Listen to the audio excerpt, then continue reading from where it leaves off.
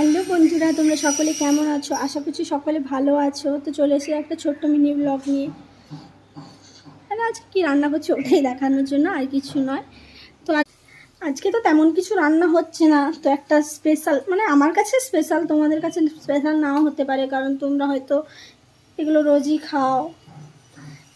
বলো তো এটা কিসের? তো কেউ কি বুঝতে পারছো এটা কি রান্না হচ্ছে? বলেই দিই, এটা হচ্ছে কুঁদরি পোস্ত, যেটা আমি বহুদিন পর খাবো, কারণ আমাদের এখানে এসব সবজি পাওয়া যায় না।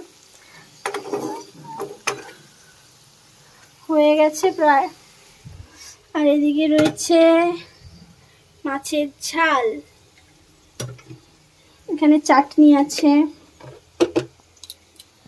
আর এখানে এটা হচ্ছে, একটু বাকি আছে। তোমরা কারা কারা কুঁদরি পোস্ত খেতে ভালোবাসো সবাই কমেন্ট করে জানাবে, ঠিক আছে?